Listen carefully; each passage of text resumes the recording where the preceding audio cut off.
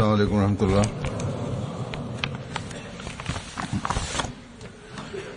أشهد أن لا إله إلا الله وحده لا شريك له وأشهد أن محمدا عبده ورسوله.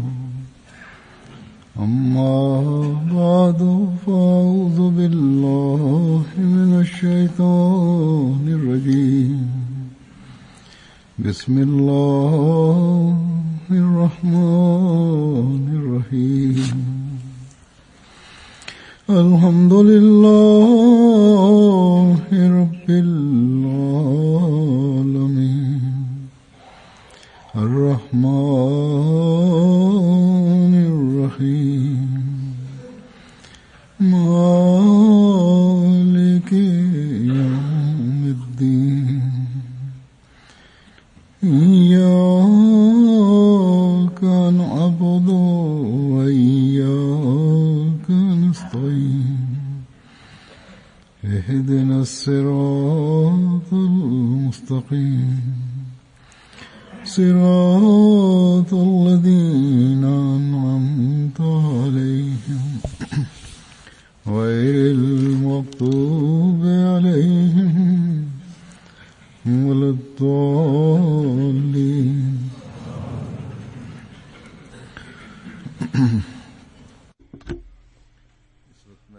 Ich werde heute einige Weisheiten, die Hazrat Muslim radhiyallahu anhu beschrieben hat, zitieren und erläutern, die vor allem mit dem verheißenen Messias sallallahu alaihi wasallam zusammenhängen und wovon wir sehr vieles lernen können und auch heute noch unsere Wege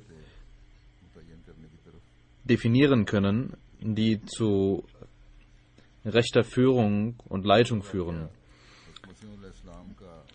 Als erstes geht es um den Eifer für das Tabligh des verheißenen Messias sallallahu alaihi wasallam und wie er seine Jamaat in dieser Hinsicht sehen wollte und was er von ihr erwartete. Der verheißene Messias sallallahu alaihi wasallam hatte einen derartigen Eifer für die Verbreitung der wahren Botschaft Gottes und des Islam und wollte diesen Eifer auch in seinen Mitgliedern der Jamaat sehen und darüber sagt, über die Gedanken des verheißenen Messias sallallahu alaihi wasallam und über die Gefühle des verheißenen Messias sallallahu alaihi wasallam sagt Muslim radhiyallahu anhu. Der verheißene Messias sallallahu alaihi wasallam hatte sehr neue und immer wieder neue Ideen für die Verbreitung des Islam und wollte diese Botschaft in allen Ecken und Enden der Welt verbreiten. Einmal schlug er sogar vor, dass unsere Jamaat einen eigenartigen und eine besondere Uniform und besondere Kleidung tragen sollte, damit man sieht, dass das die Ahmadis sind, damit man schon anhand der Kleider sieht, dass das besondere Menschen sind. Sicherlich geht es nicht um die Kleidung an sich, sondern der verheißene Messias sallallahu alaihi wasallam hatte den Wunsch und hatte den Gedanken, dass die Menschen die Ahmadis aufgrund ihrer Besonderheit erkennen, auf der einen Seite, und auf der anderen Seite die Ahmadis auch selbst stets sich bewusst sind, dass sie als solche, als Ahmadis anerkannt werden. Und deswegen sind sie verpflichtet, ihr eigenes Vorbild und ihre eigene Lehre auch zu leben. Das heißt, die Kleidung an sich ist nichts Besonderes, sondern unser Zustand muss derart sein, dass ein jeder, der uns sieht, uns identifiziert als Ahmadi und weiß, dass das ein Ahmadi ist und dass er anders ist als andere.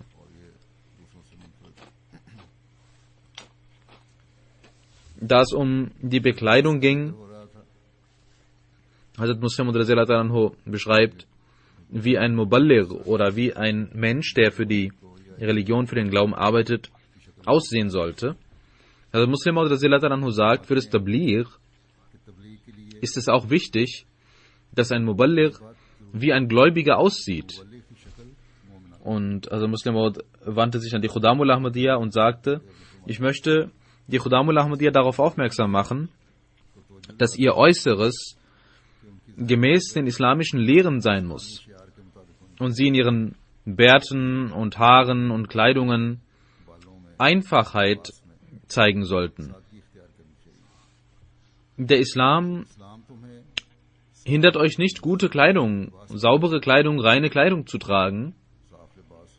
Wenn es gute, schöne, reine Kleidung ist, dann ist das nicht gegen den Islam, sondern der Islam sagt selbst, ihr sollt auf Sauberkeit und Hygiene achten und niemals euch dem Dreck nähern. Doch es ist nicht gut, Künstlichkeit und Überheblichkeit in der Kleidung zu zeigen. Es gibt Menschen, die jede Sekunde versuchen und auf ihre Kleidung schauen, ob da kein Staub ist und so weiter. Das ist zu viel und das ist absurd.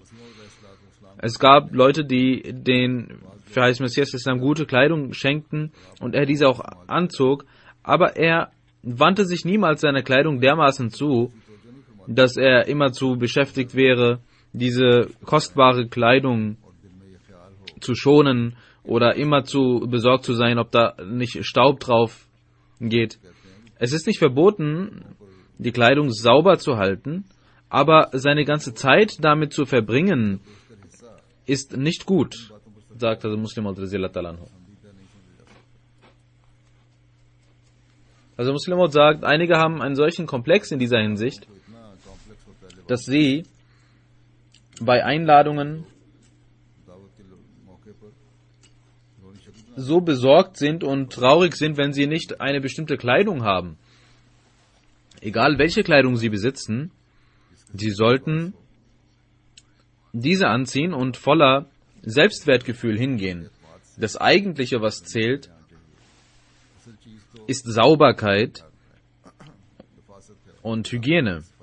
Und wenn sie Kleidung besitzen, um sich zu beschützen und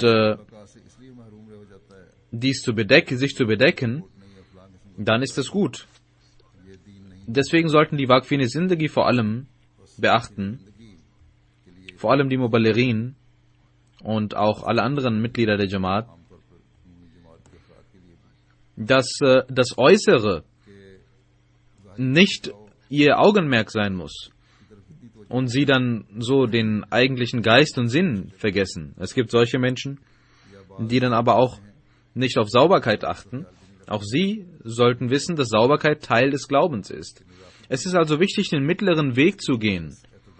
Weder in das eine Extrem noch in das andere.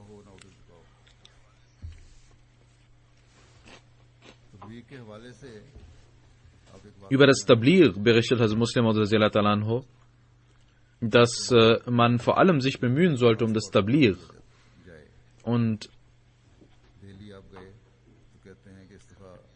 er ging nach Delhi und sagte, für mich ist das sehr verwunderlich, dass die Leute aus Delhi nicht mehr so sehr debattieren.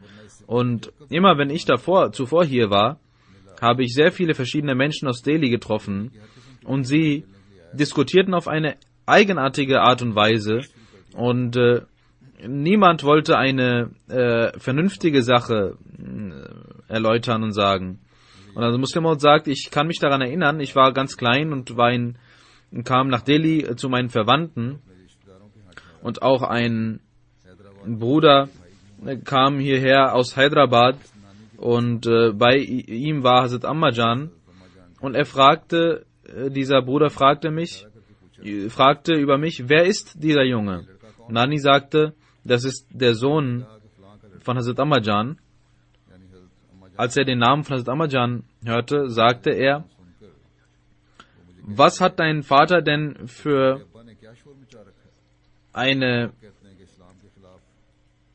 was hat er denn hier für einen, wieso sorgt er hier für so viel Lautstärke und für so viel Radau, dass er so etwas preisgibt, was anderen stört? Und ich fing an, darüber zu sprechen und sagte, der verheißene Messias sagt doch nur, dass der Jesus gestorben ist und er der Messias und Mahdi ist der in dieser Zeit kommen sollte und in diesem Lande musste er erscheinen. Also Muslim sagt, diese Verse, aus denen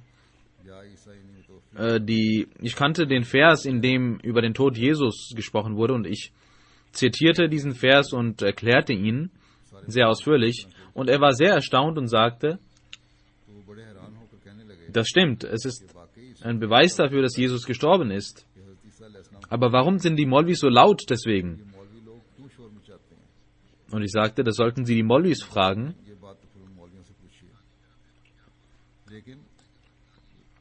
Also Muslim sagt, unsere Nanny, unsere Oma, war besorgt und sagte, ihr sollt Tauba machen und bereuen, denn dieses Kind ist verrückt geworden und spricht so.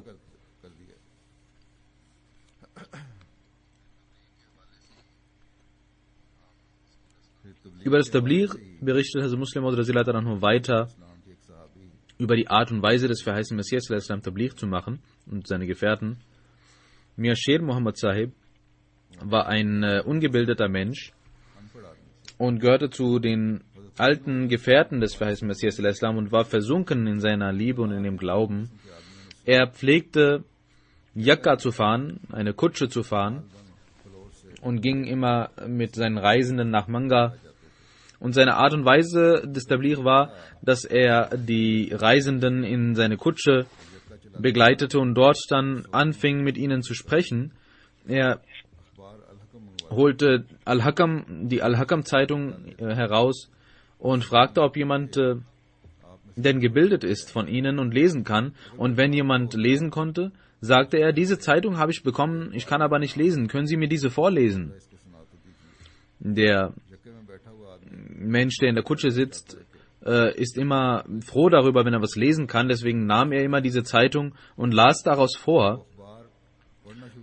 Und dann begann der Fahrer der Kutsche, der Sahabi, der Gefährte Mir Sher Muhammad Sahib, immer Fragen zu stellen, was das denn bedeutet, was es denn bedeutet.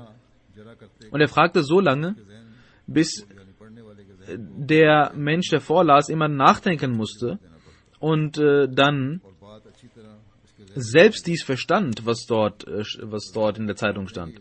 Also Muslim sagt, es gab Dutzende Menschen, die so zu Ahmadis wurden. Dutzende Ahmadis, die so die Jamaat annahmen. Nur weil sie die Al-Hakam-Zeitung lasen durch Sher Muhammad Sahib. Und es gab sehr viele Menschen, die so die Jamaat annahmen. Es ist also nicht wichtig, sagt der Muslim, es ist also keine Pflicht, dass wir nur extrem gut gebildete Leute brauchen, um Tabligh zu machen, sondern in solchen Gegenden, wo es keine gebildeten Leute gibt, wenn man da auch Ungebildete findet, dann sollen diese kommen und man kann ihnen verschiedene Aspekte auch erläutern in den fern abgelegenen Jamaats. Dafür hat vor allem der Muslim dies gesagt. Damit man mit der Arbeit beginnt. Wenn wir nur warten, bis wir große Gelehrte bekommen, dann kann sein, dass sehr große Zeit verstreicht. Und also Muslim sagt,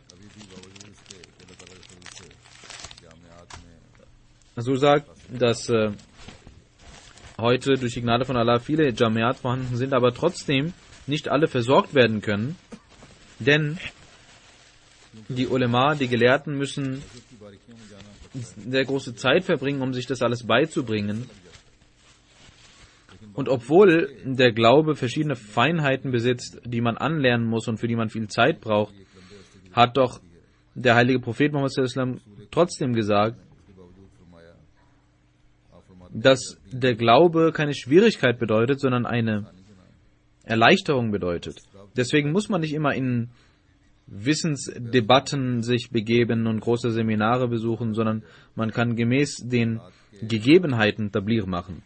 Auch in dieser Zeit gibt es viele Ahmadis, die auf ihre Art und Weise das Tabligh machen und durch die Gnade von Allah sehr erfolgreich sind in ihrem Tabligh. Der verheißene Messias al-Islam und Maulvi Muhammad Hussain Batalvi, beide hatten einen Freund,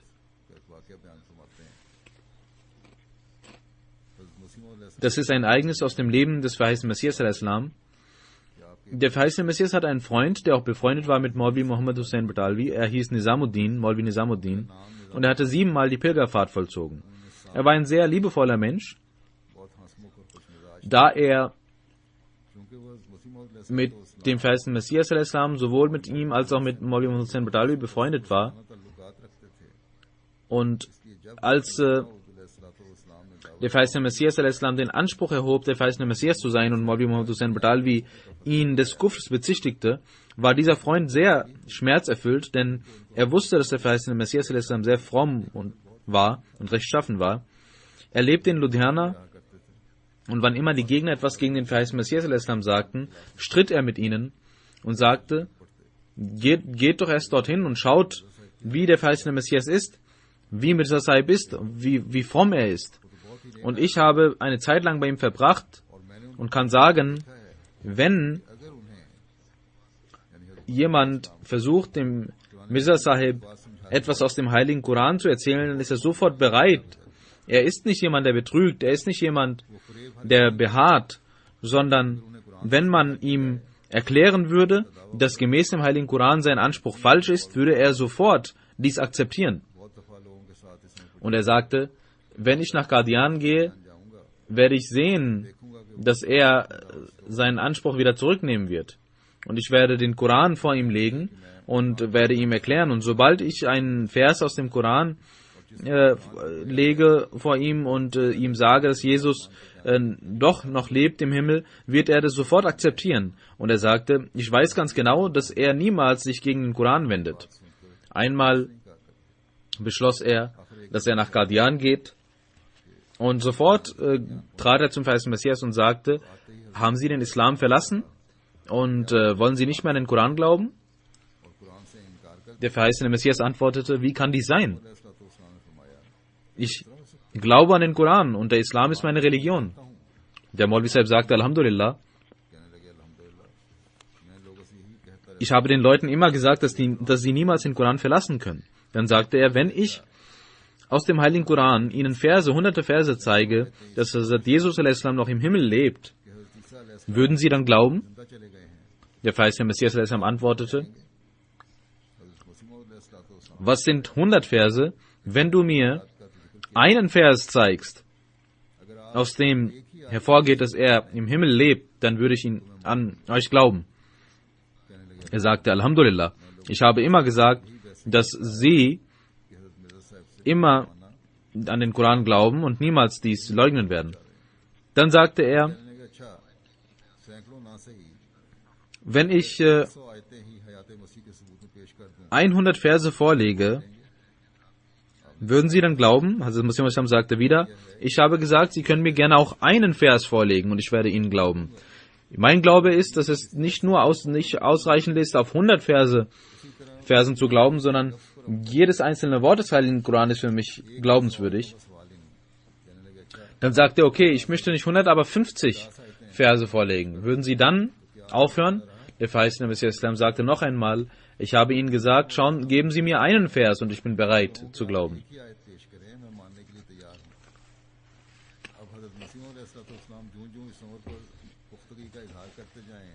Je mehr der verheißene Messias darauf beharrte, dachte der Maulvi Sahib nach, vielleicht gibt es gar nicht so viele Verse, die das bezeugen. Dann sagte er, kann ich Ihnen 10 vorlegen? 10 Verse. Der verheißene Messias lächelte und sagte, ich sage noch einmal, ich möchte, dass Sie mir gerne einen Vers vorlegen. Dann sagte er, okay, ich werde nun gehen und nach 4-5 Tagen kommen und Ihnen einige Verse vorlegen. Maulvi Muhammad Hussain Badawi war dieser Tage in London, in Lahore, und auch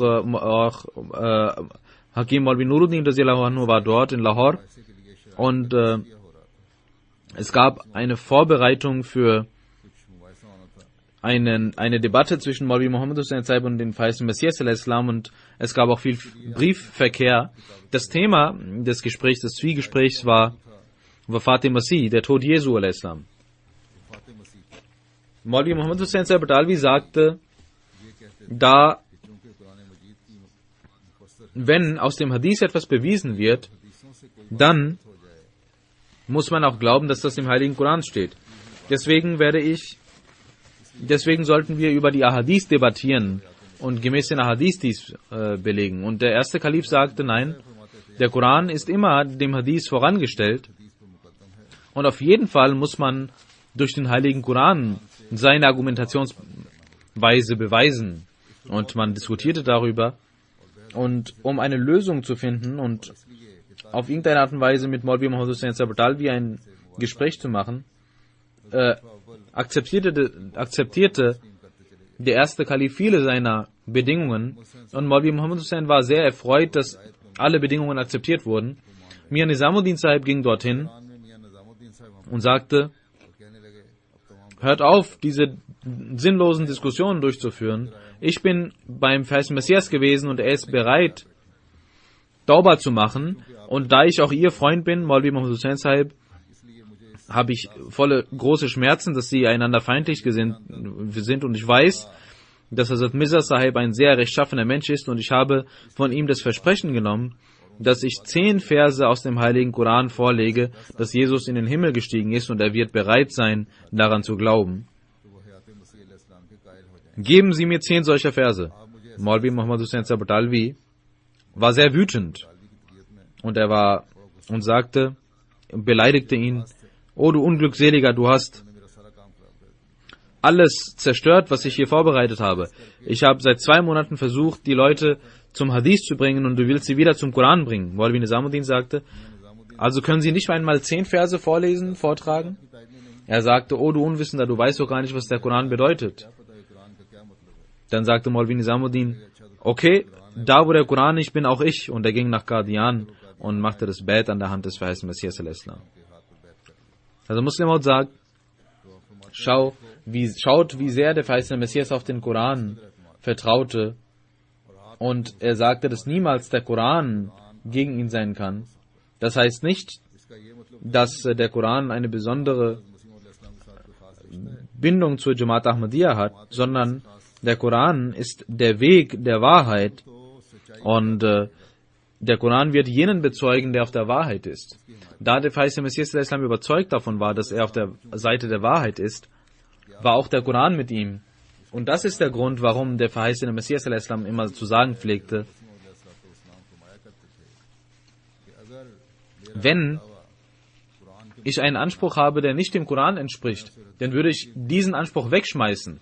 Das bedeutet nicht, dass er einen Zweifel hatte an seinem Anspruch, sondern das bedeutet, dass er wusste, dass sein Anspruch, er hatte die Überzeugung, dass sein Anspruch auf den Koran fußt und dass der Koran ihn bezeugen wird. Diese Überzeugung hatte er und jeder Ahmadi sollte immer voller Überzeugung sein und volles Vertrauen haben in den heiligen Koran, dass der heilige Koran immer mit dem verheißenen Messias al-Islam und mit der Jamaat ist. Und es ist die Unterstützung des Koran, dass wir jeden Tag sehen, wie aufrichtige Menschen zur Jamaat finden.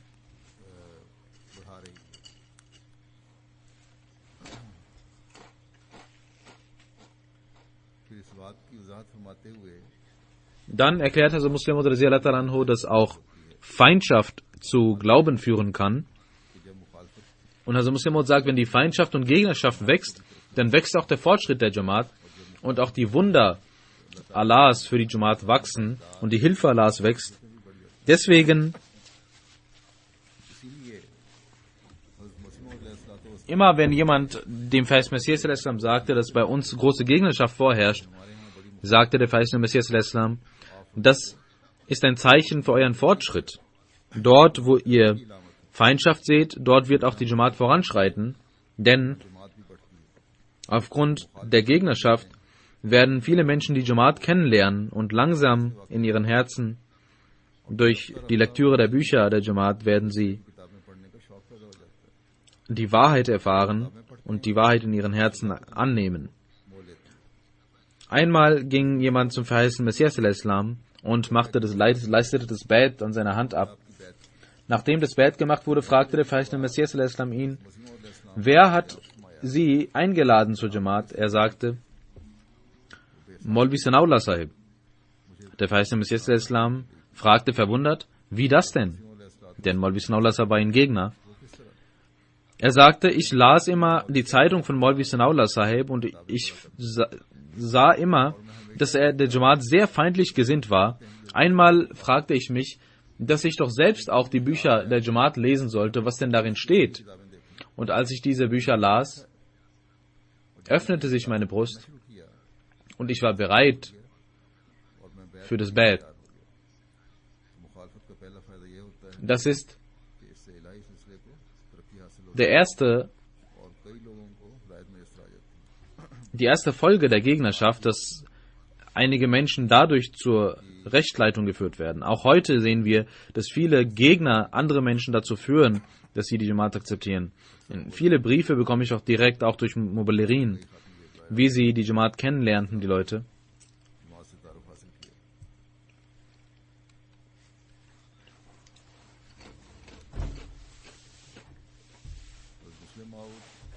Hazrat Muslim radhiyallahu ta'ala anhu spricht weiter darüber, wie Allah auch einem scheinbar unwissenden Menschen mit Vernunft begabt und Weisheit gibt.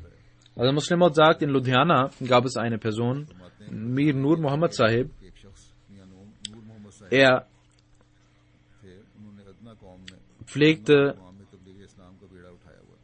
Tabligh zu machen unter Menschen, die nicht angesehen waren. Viele Christen und viele, die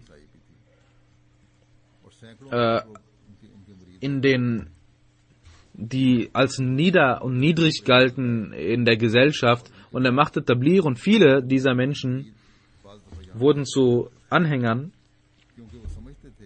und sie kamen zum verheißenen Messias al-Islam. Also Muslim sagt, einer unserer Onkel war dem verheißenen Messias al-Islam sehr feindlich gesinnt und spottete ihn und spottete, dass der verheißene Messias, Gott bewahre, der Pir und der Führer dieser niederen Personen sei. Und dieser Onkel spottete so den verheißenen Messias al-Islam. Einmal kam ein Mensch dort und er pflegte Hookah zu rauchen, Wasserpfeife zu rauchen. Und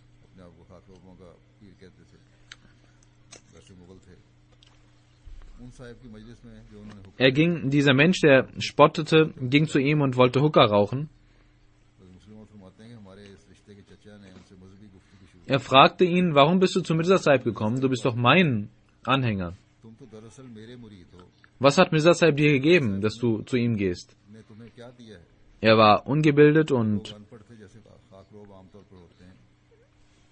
das ist vor 70 Jahren gewesen, dass der Muslim dies erzählt. Und der Muslim sagt, heute sind diese Menschen sogar gebildet, aber vor 40 Jahren, sagt das Muslim, also zur Zeit des verheißenen Messias al-Islam, waren diese Völker sehr ungebildet. Und als mein Onkel ihn fragte, was Mirza Sahib dir denn gegeben hat, antwortete er, wir kennen nichts und wissen nichts. Aber eins kann ich Ihnen sagen, dass die Menschen uns früher mit dem Wort Juda beschimpften.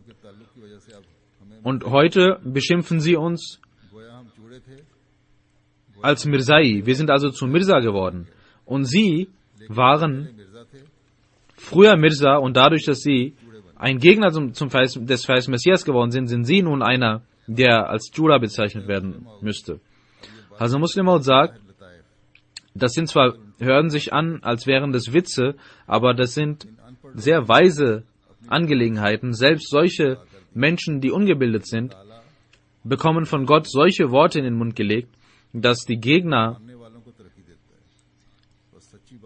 mit geöffnetem Mund dastehen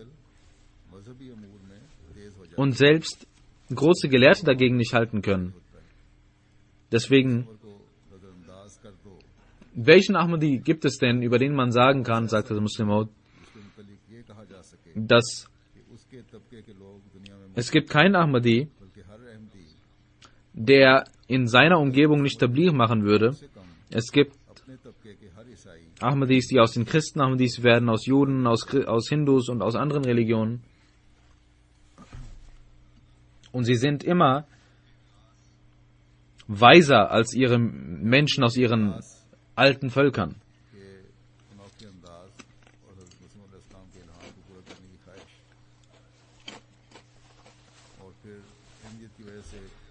Die Feindschaft aufgrund der Ahmadiyyat und die Gegnerschaft aufgrund der Ahmadiyyat und dann der Zustand der Liebe zur Jamaat. Dazu erzählte Muslim ein Ereignis und sagt, ich kann mich erinnern, ich war ein Kind und ich erinnere mich daran, dass aus Zilla Gujarat einige Menschen nach Qadian kamen. Damals galten Sialkot und Gujarat als große Zentren der Jamaat.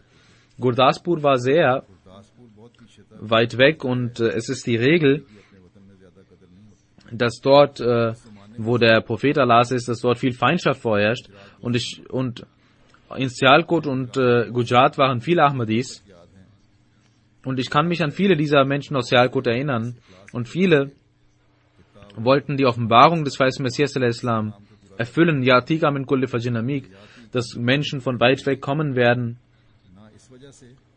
und zwar zu Fuß. Sie kamen zu Fuß nach Qadian, um diese Offenbarung zu erfüllen, obwohl sie Geld besaßen für Reisemittel. Und es gab viele aufrichtige Menschen, die sehr nahe dem verheißenen Messias al-Islam waren. Und dieses Ereignis ist auch über die Person aus Gujarat, und Hafiz Roshan Ali Sahib pflegte dies zu sagen, dass zur Zeit von Jalsa Salana eine Jamaat von der einen Seite kam und die andere von der anderen Seite, und zwar zu Fuß. Hafiz Sahib sagte, ich sah, dass beide Gruppen, die einen, die von der einen Seite und die anderen, die von der anderen Seite kamen, als die beiden sich trafen, weinten sie. Ich fragte, warum weint ihr? Sie sagten, ein Teil von uns sind solche, die am Anfang schon glaubten, von diesen beiden Gruppen. Ein Teil von ihnen glaubte schon ganz am Anfang. Und deswegen gab es so viel Schmerz von der anderen Seite, von der anderen Gruppe, und so viel Qualen wurden ihnen zugefügt, dass sie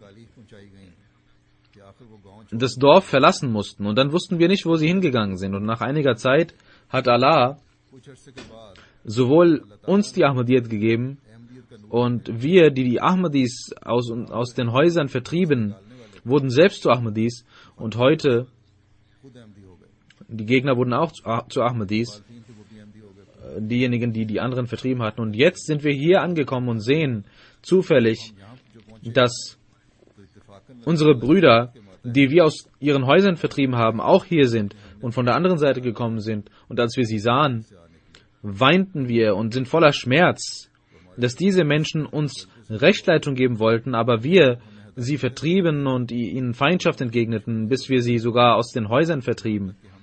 Heute hat Allah durch seine Segnung uns alle wieder miteinander verbunden. Deswegen sind wir emotional und weinen.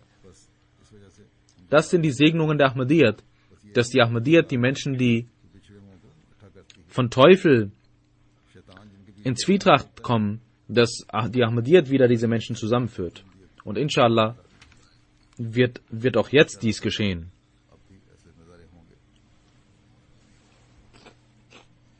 Auch heute wird dies geschehen.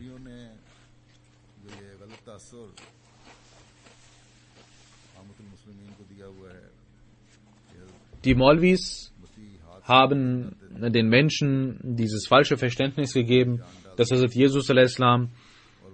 aus Erde Vögel lebendig machte, und sie verstehen nicht den Heiligen Koran, und das heißt nur und bedeutet, dass man Menschen spirituell so sehr entwickelte, dass sie zu Gott wie Vögeln wurden und zu Gott gingen, hohe Ränge erlangten.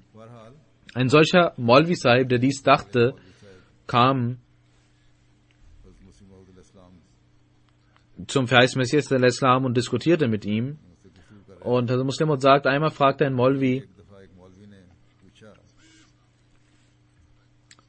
der verheißene Messias al-Islam fragte diesen Maulvi, Sie sagen, dass Jesus Vögel aus dem Nichts erschuf, und dann müssten doch einige Vögel, die wir sehen, Vögel sein, die von Gott geschaffen wurden, und einige, die von Jesus geschaffen wurden. Können Sie diese unterscheiden, welche Vögel von Gott geschaffen wurden und welche von Jesus geschaffen wurden? Maulvi Sahib antwortete in Punjabi, das ist jetzt schwer geworden, die haben sich beide vermischt. Es ist nicht mehr möglich, diese zu unterscheiden.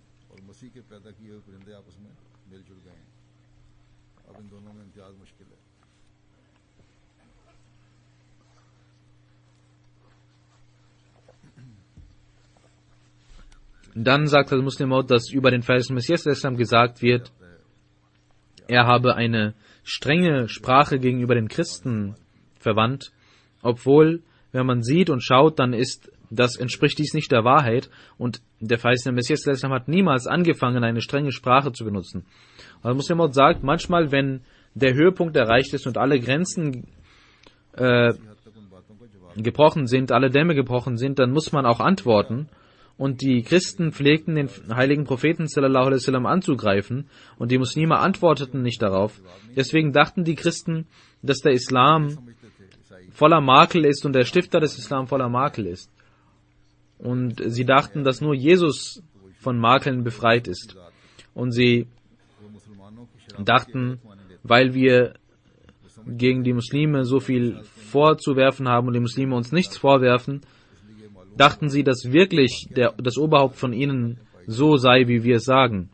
Also Muslim sagt, dass Tage vergingen, Wochen vergingen und Jahre und Jahrhunderte vergingen, bis 700, 800 Jahre später die Christen zu jeder Zeit gegen die Muslime vorgingen und die Muslime sie ihnen immer vergaben. Und dem verheißenen Messias wurde die Erlaubnis gegeben von Gott, auch zu antworten und ihnen zu sagen, dass ob ihr in uns einen Makel seht oder nicht, und der verheißene Messias sprach Jesus an und schrieb das, was die Juden über Jesus sagten, oder schrieb das, was selbst Christen über Jesus sagten. Und der verheißene Messias hatte 2, 3 solcher Bücher geschrieben, dass in der gesamten christlichen Welt die Leute aufschrien, dass das keine gute Art ist. Und der verheißene Messias sagte, ich hatte euch gesagt, dass dies kein guter Weg ist, aber ihr habt uns niemals verstanden. Und wenn jetzt, wo euch dies vorgeworfen wird, sagt ihr, dass dies nicht in Ordnung ist. Diese harten Worte, die der verheißene Messias verwandte, sind also eine Antwort und sind keineswegs gingen sie von ihm aus. Also Muslim Maud sagt über einen großen Arzt aus Punjab, den auch der erste Kalif sehr beehrte. Er sagt, dass dieser Arzt eine große Bindung zum verheißenen Messias hatte, aber trotz dieser Bindung nicht an ihn glaubte. Es gibt ein interessantes Ereignis über ihn. In den Augen von Hakim Sahib war der verheißene Messias in seiner Annahme, dass Jesus gestorben ist. Er dachte, dass ein anderer Grund dahinter steckt, warum der verheißene Messias dies sagt. Und also Muslim Maud sagt, dass als Hazrat Shuaib den Menschen sagte, ihr sollt nicht andere Menschen berauben und so weiter, war das Volk sehr verwundert und sprach und sagte, dass Shuaib verrückt geworden ist. Also Muslim Maud sagt, auch heute sehen wir, dass die Menschen den verheißenen Messias Islam Nauzubillah als verrückt bezeichneten, als er den Tod Jesu und das Konzept des Todes Jesu der Welt vorgab. Und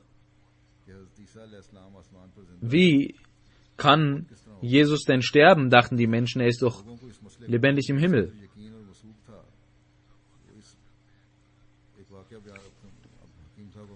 Und sie waren so sehr davon überzeugt, dass selbst dieser Arzt das nicht annehmen konnte.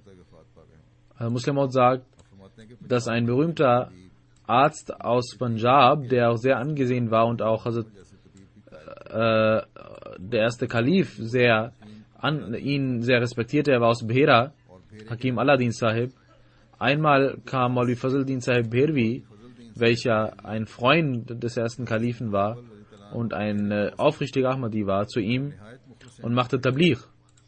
Er hörte zu und sagte, Hakim Sahib hörte zu und sagte, Mia, was möchtest du mir denn sagen? Weißt du denn, was möchtest du mir denn beibringen?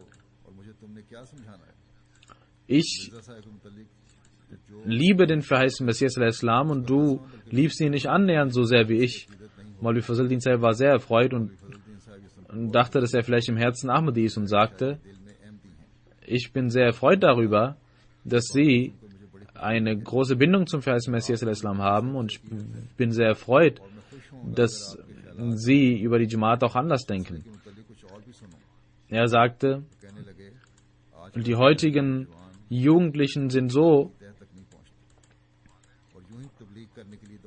ungebildet und kommen zu mir und möchten den Tod Jesu erklären. Jetzt bist du gekommen und du weißt gar nicht, warum der verheißene Messias al-Islam dies vorgetragen hat, warum er diesen Anspruch erhoben hat.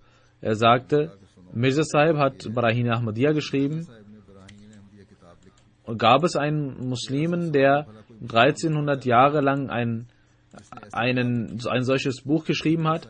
Er hat darin solches Wissen versammelt, dass kein Muslim in der Lage war, ein solches Buch zu schreiben.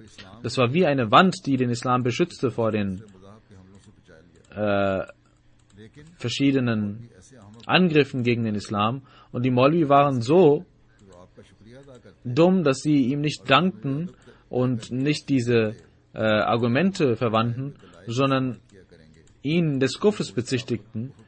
Und obwohl sie sahen, wie sehr der verheißene Messias al-Islam dem Islam gedient hatte und nach dem heiligen Propheten sallallahu alaihi wasallam kein anderer dem Islam so gedient hatte wie er, brachten sie Kufr-Edikte hervor und dachten, dass sie große Menschen sind.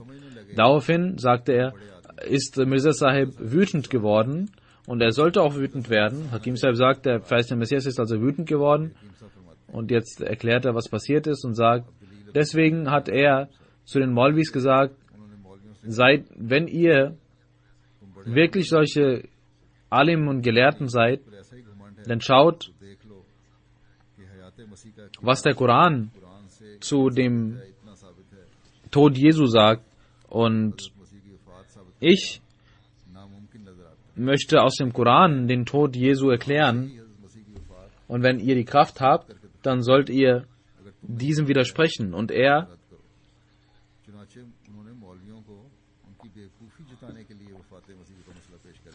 gab Beweise aus dem Koran dafür. Und Maulvi Hakim Sahib sagt, die Maulvis können tun, was sie machen, was sie wollen. Und sie können schreiben, wie viel sie wollen. Wenn auch die Maulvis zusammengenommen ganz Indien können nicht gegen die Argumente des verheißenen Messias al-Islam vorgehen, denn sie können gar nicht ihren Kopf erheben gegen diese Argumente. Hakim Sahib sagt, es gibt nur eine Lösung. Er sagt, es ist richtig, dass Jesus noch lebendig im Himmel lebt, aber um diesen Streit zu beseitigen, müssen die Maulvis sich zusammentun und als Gruppe zu Hazrat Mirza Sahib gehen und sagen, wir haben sie nicht respektiert und haben sie des Kufrs bezichtigt, vergeben sie uns. Dann werdet ihr sehen, dass Mirza Sahib auch aus dem Heiligen Koran die Lebendigkeit Jesu beweisen wird. Das sagte Hakim Sahib.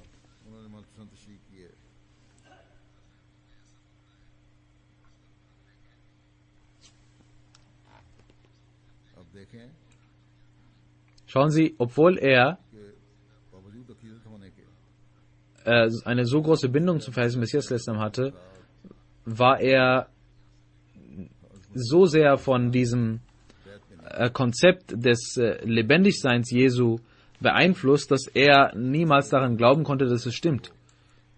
Es ist eine große Gnade von Allah, wenn er einem Menschen die Möglichkeit gibt, an den Imam der Zeit zu glauben. Und wir sollten immer wissen, dass der Tod Jesu kein Problem ist, was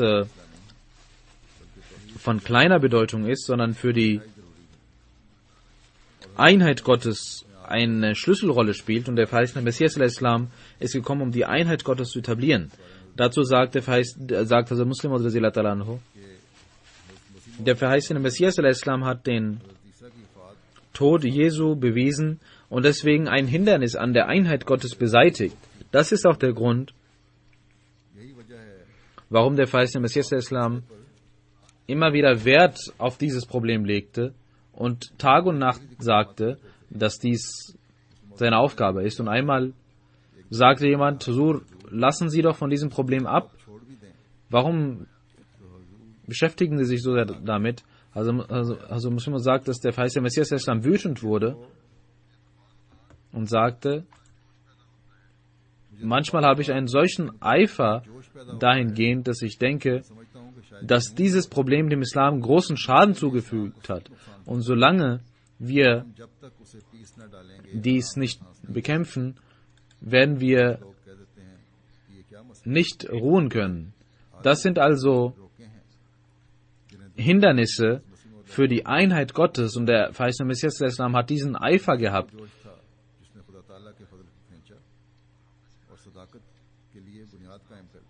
Und jeder von uns, der den Islam liebt, kann verstehen, dass das ein Funke dessen ist, was im Herzen des verheißenen Messias der Islam war. Und wenn jemand denkt, dass er in seinem Herzen eine Liebe zu Gott hat, dann ist das nur ein Funke im Vergleich zu dem Feuer, welches der verheißene Messias der Islam für den Islam empfand. Das heißt, unsere Bemühungen müssen stets dahingehend sein, dass wir dieses Problem verstehen. Aber wenn wir dies nicht tun, dann werden die Aufgaben, die wir erledigen, nur scheinbar dem Tawhid, der Einheit Gottes, angehören, aber im Grunde genommen werden sie Schirk sein.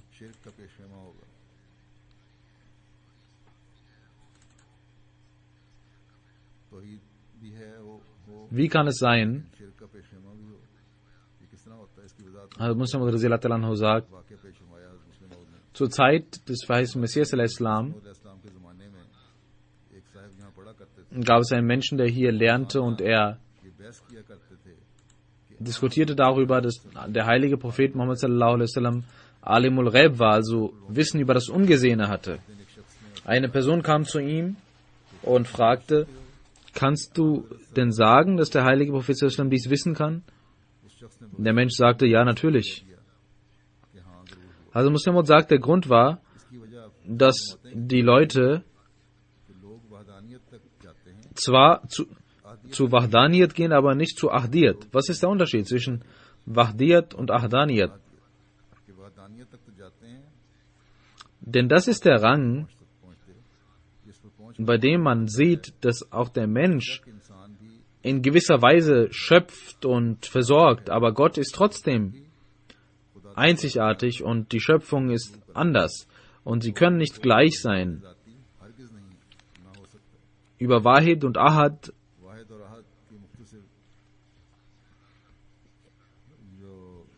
kann man sagen, dass Gott sowohl Wahid ist als auch Ahad ist. Mit Wahdaniyat ist gemeint, dass er in seinen Eigenschaften einzigartig ist. Das heißt, auch der Mensch ist in der Lage, diese Eigenschaften anzunehmen. Und das größte Beispiel, das man sehen kann, ist das Beispiel des heiligen Propheten Muhammad sallallahu alaihi wasallam. Aber vollkommen in seinen Eigenschaften ist allein das Wesen Gottes. Und Ahad bedeutet, dass Gott alleine ist und dass man nichts anderes sich vorstellen kann als Gott. Also Muslim Radhiyallahu sagt also, dass die wahre Tawhid und Einheit Gottes nur dann etabliert werden kann, wenn man versteht, was Ahdiyat bedeutet. Möge Allah uns die Kraft geben, dass wir die Zwecke des verheißenen Messias al-Islam erfüllen und wahres Tawhid herstellen. Amin.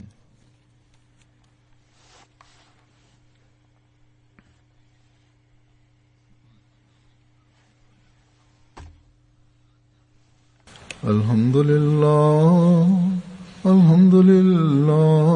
nahmaduhu wa nasta'inuhu wa nastaghfiruhu wa nu'minu bihi